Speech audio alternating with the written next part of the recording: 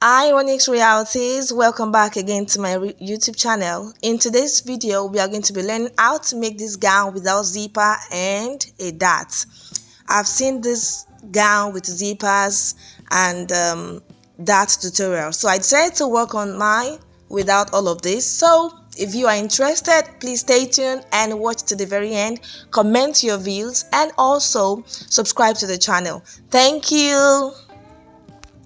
3 yards here. This is also 3 yards, so and they are both by 60 inches. And then which should we pick? This.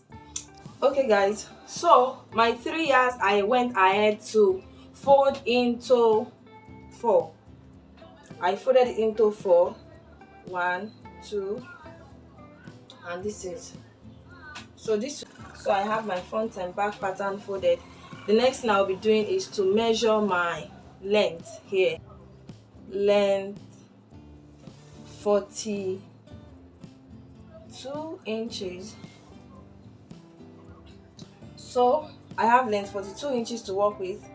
I'll use 1 inch for my stitching, my hemming allowance, and this for the drawstring allowance and the upper side. So I will have 44 inches on here. I'm going to connect this and cut it out.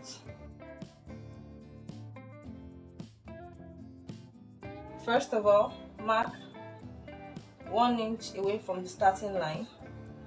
1 inch.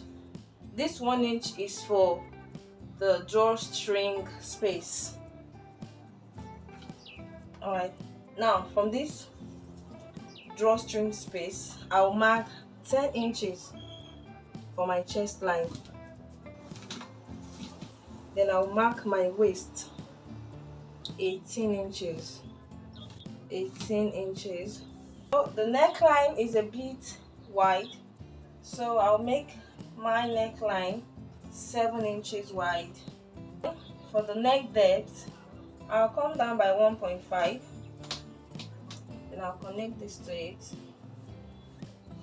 The shoulder slope, I'll make it 1 inch here, 1 inch here.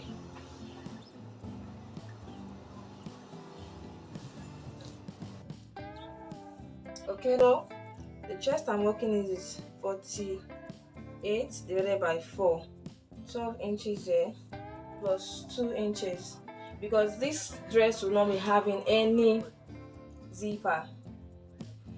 2 inches for stitching and ease allowance.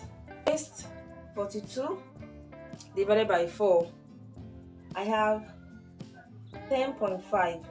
10.5 plus 2, we have 12.5. So I'm just going to connect this point like this. Now, after dividing your shoulder into 2, just mark it here. All right, mark it here, somewhere here. Now add the sleeve length you want. So for mine, I added about 24.5 inches for the length. That's why I folded it this way. All of this will be 28.5. The next thing we'll be doing is on this part. So I'll come out by 1 inch to shape this part out. So you're going to place your tape roll. Place your tape roll to measure what your length should be. So you're placing like you're cutting a flare. Alright, so for me, I have 44 inches there. Alright, so I'm just going to be taking it round now to mark my 44. See, from this point down like this, I'm just going to keep marking like this. Make sure it is on here like this.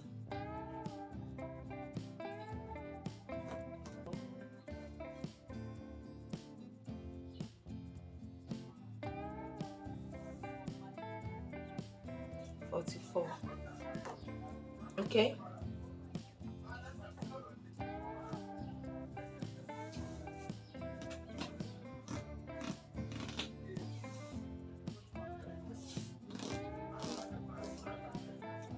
Now, just to confirm that you have a perfect circle, see what you're going to do. Just go around like this, like this. Alright, this is a very perfect circle, very perfect. With the head of a ruler, this point down to this point. Please watch how I'm cutting this. Now, you know we have 1 inch for our what is it called, for the drawstring. So make sure when you are cutting, you are just going to cut off a little excess. Then make sure what you have left here is 1 inch.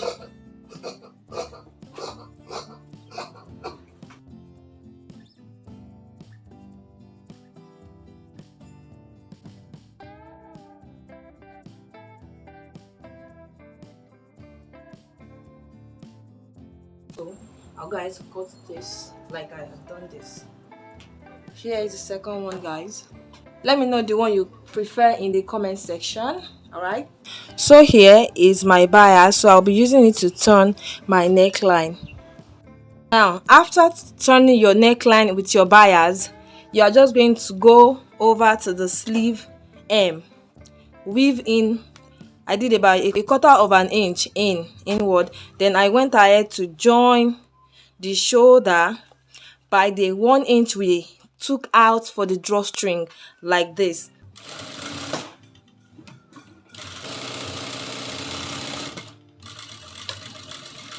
Back stitch, then open it up like this. So we want to stitch it down on both sides. So I'll fold in about a 1/4 inch like this, an inch. Then I'll stitch that down. See how neat this looks. So I'm just going to do the same on this side also. For the strips, I'll be inserting on this part.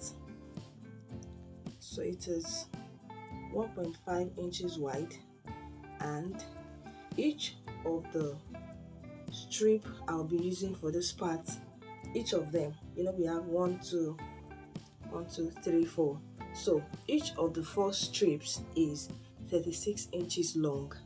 Now, what you're going to do to this strip is this. You're just going to pick it this way, fold it like this, fold it again, and you fold it over each other like this, and then you stitch it down. I have this 1 2 3 4 safety pin to fix it.